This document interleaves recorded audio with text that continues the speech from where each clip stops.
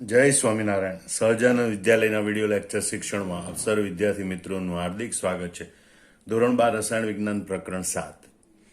આજના લેક્ચરમાં આપણે ડાયઓક્સિજન એટલે કે ઓક્સિજનની બનાવટ, એના ભૌતિક ગુણધર્મો અને ઉપયોગ વિશે વિગતવાર ભણીશું.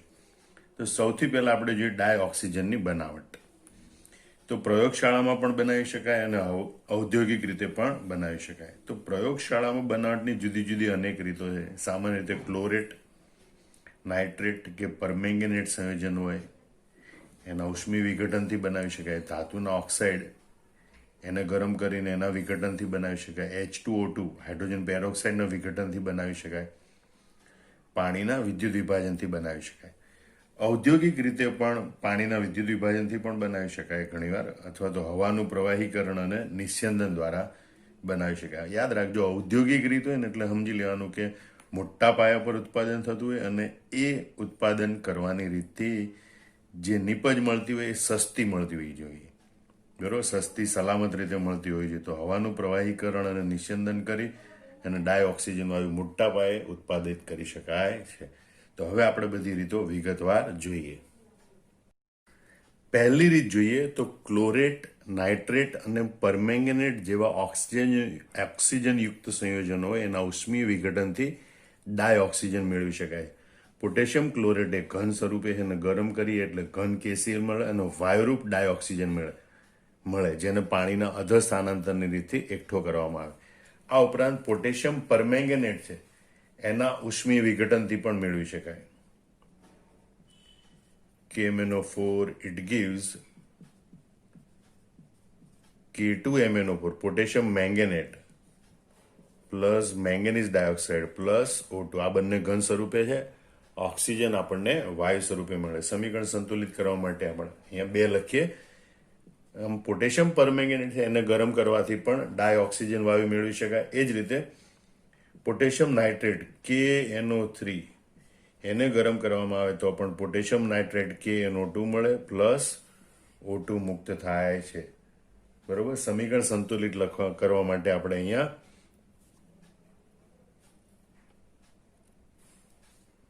2 અને 2 લખીશું. તો આ રીતે ક્લોરેટ, પરમેંગેનેટ કે નાઇટ્રેટ એ સંયોજનો એને ગરમ કરવાથી આપણને ડાયઓક્સિજન વાયુ મેળવી શકાય છે. બીજી રીત આપણે જોઈએ કે કેટલીક ધાતુના ઓક્સાઇડના ઉષ્મીય વિઘટનથી ડાયઓક્સિજન વાયુ મળે છે. વિદ્યુત રાસાયણિક શ્રેણીમાં નીચે આવતી ધાતુ એટલે કે ખાસ કરીને ઓછી સક્રિય ધાતુ હોય એના જો ઓક્સાઇડ હોય તો એમને માત્ર ગરમ કરવાથી ધાતુ અને ડાયઓક્સિજન વાયુ છૂટા પડે. ખાસ કરીને સિલ્વર ઓક્સાઇડ અને મર્ક્યુરિક ઓક્સાઇડ. તમે જો એને ગરમ કરવામાં આવે તો સિલ્વર ધાતુ અને ડાયઓક્સિજન વાયુ છૂટા પડે. એનું સમીકરણ યાદ રાખજો, 2Ag2O plus 4Ag gives O2 અને 2HgO gives 2Hg લિક્વિડ પારો પ્રવાહી સ્વરૂપે મળે પ્લસ ડાયઓક્સિજન એ વાયુ સ્વરૂપે મળે છે. આ ઉપરાંત બીજું કીધું ઉચ્ચતમ ધાતુ ઓક્સાઇડ, મતલબ કે જેમાં ધાતુની ઓક્સિડેશન અવસ્થા ઊંચી હોય એવા ઓક્સાઇડો એને ગરમ કરવાથી પણ એ નીચી ઓક્સિડેશન અવસ્થા ધરાવતો ધાતુ ઓક્સાઇડ બનાવે તેમજ ડાયઓક્સિજન વાયુ મુક્ત કરે છે. Pb3O4 એને આપણે ગરમ કરીએ તો PbO નીચી ઓક્સિડેશન અવસ્થા ધરાવતો ઓક્સાઇડ મળે તેમજ ડાયઓક્સિજન વાયુ મુક્ત થાય. એ સમીકરણને પણ યાદ રાખજો, 2Pb3O4 જેનું નામ છે પ્લમ્બિક ઓક્સાઇડ. એને ગરમ કરીએ તો લેડ મોનોક્સાઇડ મળે, બરોબર, અને પ્લસ O2 ઓક્સિજન વાયુ મળે. 2Pb3O4 plus 6PbO plus O2.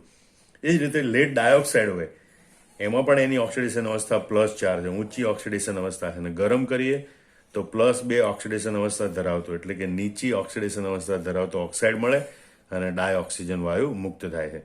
એટલે lead dioxide 2PbO2 gives 2PbO plus O2. આમ ધાતુના ઓક્સાઇડ છે એના ઉષ્મી વિઘટનથી પણ ડાયઓક્સિજન વાયુ મેળવી શકાય છે.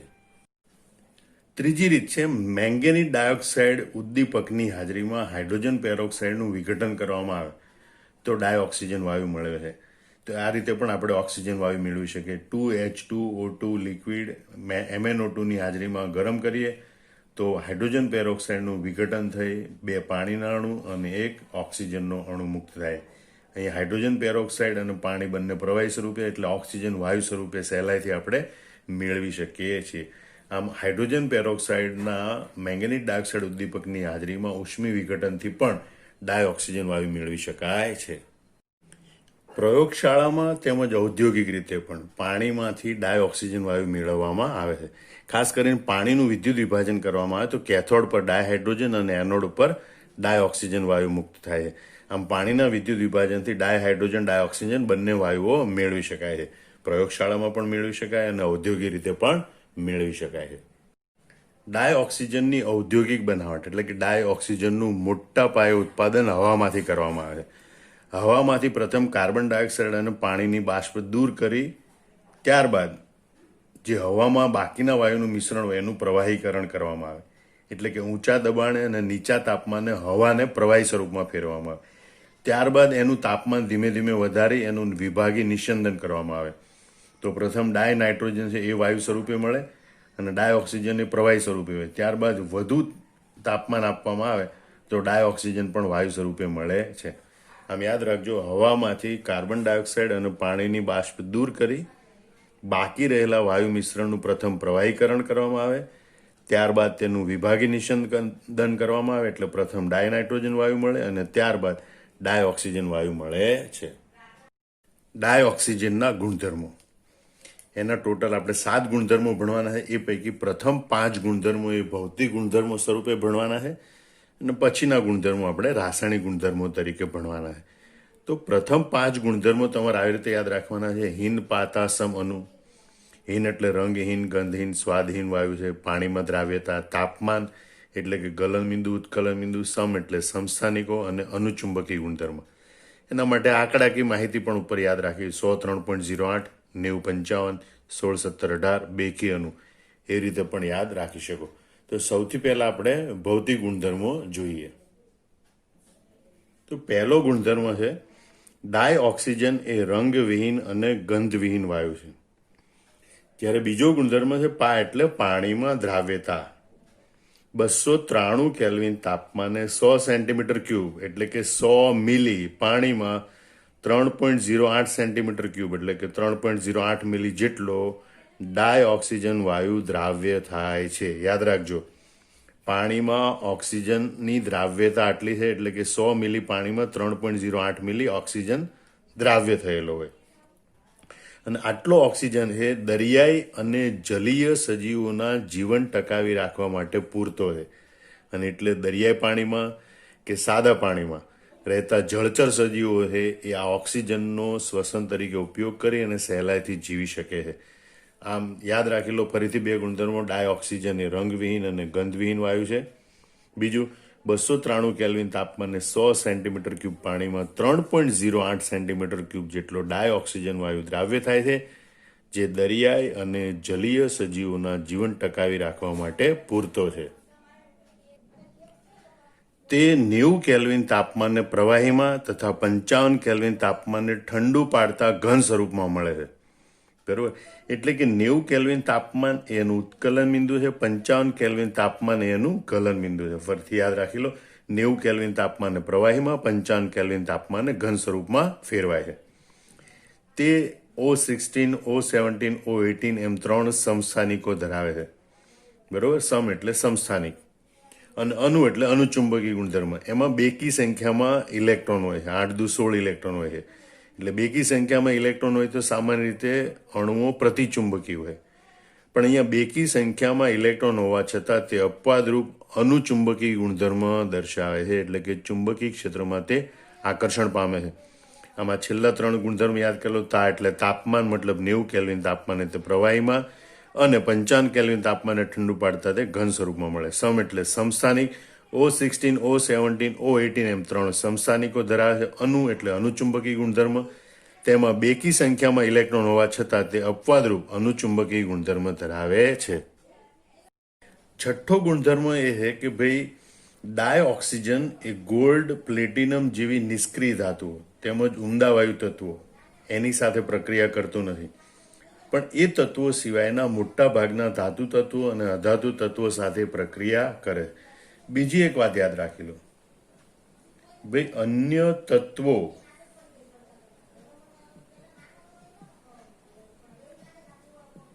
સાથેની પ્રક્રિયા એ ઉષ્માક્ષેપક હોય છે, એટલે કે એ પ્રક્રિયા દરમિયાન ઉષ્મા ઉર્જા ઉત્પન્ન થાય છે. અન્ય તત્વો સાથેની પ્રક્રિયા ઉષ્માક્ષેપક હોય છે, બરાબર. અને એટલે ઉત્પન્ન થતી ઉષ્મા એ પ્રક્રિયાને આગળ ચાલુ રાખવામાં, એટલે કે પ્રક્રિયાને ટકાવી રાખવામાં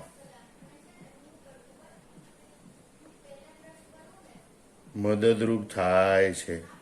એટલે એક વાત યાદ રાખજો, ઓક્સિજનની મોટા ભાગના બધા તત્વો સાથેની પ્રક્રિયા ઉષ્માક્ષેપક હોય, એટલે કે ઉષ્મા ઉત્પન્ન કરે, અને એટલે એ ઉષ્મા એ પછી પ્રક્રિયાને આગળ ચાલુ રાખે છે. પરંતુ એક વાત યાદ રાખજો કે આ પ્રક્રિયાને શરૂ કરવા માટે, ઓક્સિજન સાથેની પ્રક્રિયાને શરૂ કરવા માટે,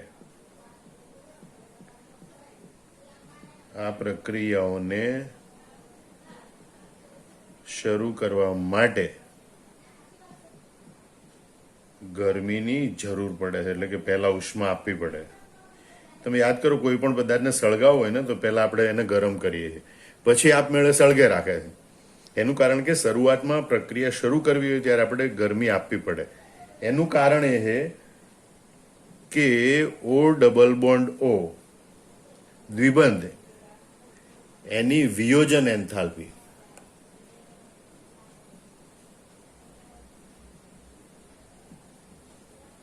એ ઘણી વધારે છે. 493.4 કિલો જૂલ પ્રતિ મોલ જેટલી એ ઊંચી છે, અને માટે ઓક્સિજન સાથેની પ્રક્રિયા શરૂ કરવા માટે પહેલા ઉષ્મા ઉર્જાની જરૂર પડે. પણ પછી આ પ્રક્રિયા ઉષ્માક્ષેપક છે, એટલે પ્રક્રિયા દરમિયાન ઉત્પન્ન થતી ઉષ્મા છે એ જ આ પ્રક્રિયાને ટકાવી રાખે છે અને પ્રક્રિયાને ચાલુ રાખે છે. હવે આપણે કેટલાક ધાતુ તત્વો, અધાતુ તત્વો અને સંયોજનો સાથેની ડાયઓક્સિજનની પ્રક્રિયાઓ જોઈએ. દાખલા તરીકે કેલ્શિયમ એલ્યુમિનિયમ જેવી ધાતુ છે, ડાયઓક્સિજન સાથે પ્રક્રિયા કરી અનુક્રમે કેલ્શિયમ ઓક્સાઇડ અને એલ્યુમિનિયમ ઓક્સાઇડ બનાવે. સમીકરણ તમારે યાદ રાખવાના. આ જે ઉદાહરણ આપેલા છે પાઠ્યપુસ્તક પ્રમાણેના ઉદાહરણ છે. આ સિવાય પણ અનેક ઉદાહરણો ઓક્સિજન સાથેની પ્રક્રિયાના શક્ય છે, કારણ કે આવત કોષ્ટકના મોટા ભાગના ધાતુ તત્વો, અધાતુ તત્વો છે એ ઓક્સિજન સાથે પ્રક્રિયા કરે છે. તો કેલ્શિયમ એ ઓક્સિજન સાથે પ્રક્રિયા કરે, કેલ્શિયમ ઓક્સાઇડ બને. સમીકરણ લખવાનું 2Ca + O2 gives 2CO. Aluminium dioxygen સાથે પ્રક્રિયા કરે, એલ્યુમિનિયમ ઓક્સાઇડ Al2O3 બનાવે. સમીકરણ સંતુલિત કરવાનું, એ સમીકરણ સંતુલિત કરવામાં ભૂલ છે, અહીંયા 4 લખવા પડે. 2 દુ 4 aluminium, 4Al + 3O2 gives 2Al2O3. કારણ કે 3 વાળાને 2 વડે ગુણો, 2 વાળાને 3 વડે ગુણો એટલે ઓક્સિજન સંતુલિત થાય. પછી 2 દુ 4 aluminium, 4Al + 3O2 gives 2Al2O3. અધાતુ તત્વો સાથેની પ્રક્રિયા જોઈએ. ફોસ્ફરસ અને કાર્બન સાથે P4 + 5O2 gives P4O10. Phosphorus પેન્ટોક્સાઇડ બને. જો મર્યાદિત પ્રમાણમાં ઓક્સિજન હોય તો ફોસ્ફરસ ટ્રાયોક્સાઇડ પણ બને, P4O6 પણ બને. એટલે સફેદ ફોસ્ફરસની પૂરતા ઓક્સિજનની હાજરીમાં પ્રક્રિયા કરતા ફોસ્ફરસ પેન્ટોક્સાઇડ બને. એટલે કાર્બન કે કોલસો છે એને હવામાં દહન કરતા ડાયોક્સિજન સાથે પ્રક્રિયા થઈ કાર્બન ડાયોક્સાઇડ બનાવે. જો મર્યાદિત પ્રમાણમાં ઓક્સિજન હોય તો કાર્બન મોનોક્સાઇડ પણ બનાવી શકે છે. આમ તત્વો છે એક કરતાં વધુ ઓક્સાઇડ પણ બનાવી શકે છે. સંયોજનોની બાબતમાં જોઈએ તો ઝિંક સલ્ફાઇડ, મિથેન જેવા હાઇડ્રોકાર્બન, કોઈ પણ હાઇડ્રોકાર્બન છે એ ડાયોક્સિજન સાથે પ્રક્રિયા કરે તો કાર્બન ડાયોક્સાઇડ અને પાણી ઉત્પન્ન કરે. અહીંયા ખાલી મિથેનનું ઉદાહરણ આપેલું છે, બરોબર. CH4 + 2O2 gives CO2 + 2H2O. Zinc sulphide છે એની ડાયોક્સિજન સાથે પ્રક્રિયા કરવામાં આવે તો એનું ઓક્સિડેશન થાય. ઝિંકનું ઓક્સિડેશન થઈ ZNO બને, સલ્ફરનું ઓક્સિડેશન થઈ સલ્ફર ડાયોક્સાઇડ બને. ઝિંકમાંથી ZNO, સલ્ફરમાંથી સલ્ફર ડાયોક્સાઇડ. સમીકરણ સંતુલિત કરવા માટે 23-22 યાદ રાખવાનું.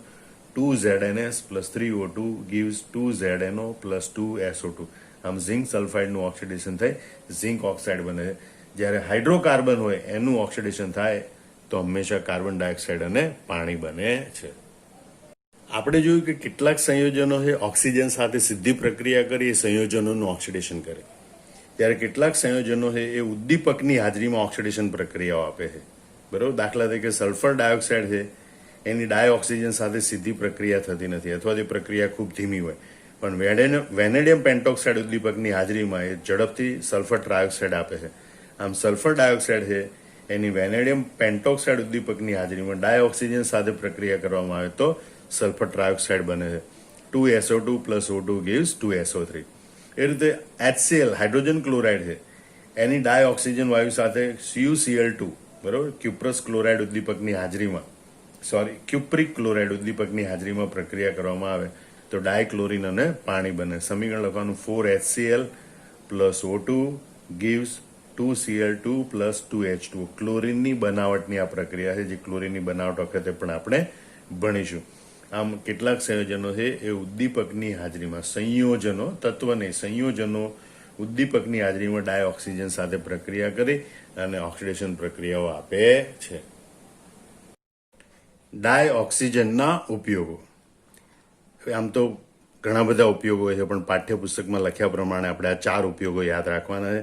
એના માટેનું નાનકડું સૂત્ર બનાવ્યું છે, યાદ રાખી લો. સ્વદ્રષ્ટિ જ્યોતશીલી. સ્વદ એટલે શ્વસન અને દહન. ડાય ઓક્સિજન વાયુ શ્વસન ક્રિયામાં તથા દહન પ્રક્રિયામાં ઉપયોગી છે. વનસ્પતિ અને પ્રાણીઓ શ્વસન ક્રિયા કરે છે એ દરમિયાન એ ડાય ઓક્સિજન વાયુનો ઉપયોગ કરે છે અને ગ્લુકોઝ જેવા કાર્બનિક પદાર્થોનું દહન કરી અને ઉર્જા મેળવે છે. એ જ રીતે બળતણ અથવા તો ઘણા બધા કાર્બનિક પદાર્થોનું દહન પ્રક્રિયા કરીને ઉર્જા મેળવવામાં આવે. તો આ શ્વસન ક્રિયા અને દહન પ્રક્રિયામાં ડાય ઓક્સિજન વાયુ ઉપયોગી છે.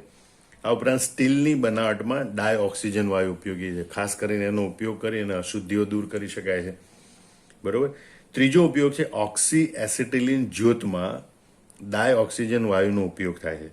ઓક્સિજન અને એસિટિલિન વાયુ એ બંનેને મિશ્ર કરી અને સળગાવવામાં આવે ત્યારે જે મળતી જ્યોત હોય એને ઓક્સી એસિટિલિન જ્યોત કહેવાય.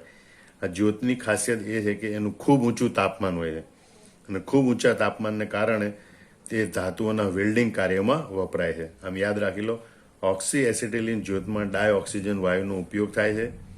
આ જ્યોતથી ખૂબ જ ઊંચું તાપમાન મેળવી શકાતું હોવાથી તે ધાતુઓના વેલ્ડિંગ કાર્યમાં વપરાય છે. સીલી એટલે સિલિન્ડર, ઓક્સિજન વાયુનો સિલિન્ડર. સીલી એટલે સિલિન્ડર, સિલિન્ડર એટલે કે ઓક્સિજન વાયુનો સિલિન્ડર. તો ડાય ઓક્સિજન વાયુના સિલિન્ડર છે એ આ 4 જગ્યાએ ઉપયોગી છે. પહેલા દપમર્યા, દ એટલે દર્દી, પ એટલે પર્વતારોહકો, મ એટલે મરજીવા અને યા એટલે યાત્રીઓ એટલે કે વિમાન યાત્રીઓ. દપમર્યા. બરોબર. તો પહેલું છે હોસ્પિટલમાં દર્દીઓની સારવાર માટે, પર્વતારોહકો માટે, પાણીમાં ઊંડે જતા મરજીવાઓ માટે અને વિમાનમાં બેઠેલા યાત્રીઓ માટે શ્વસન ક્રિયામાં તે ઉપયોગી બને છે. એટલે ડાય ઓક્સિજન વાયુના સિલિન્ડર એ હોસ્પિટલમાં દર્દીઓની સારવાર માટે તથા પર્વતારોહકો અને પાણીમાં ઊંડે જતા મરજીવાઓની અને વિમાનમાં બેઠેલા યાત્રીઓની શ્વસન ક્રિયા માટે ઉપયોગી છે. આમ ડાય ઓક્સિજન વાયુનો ઉપયોગ તમારે યાદ રાખી લેવાના.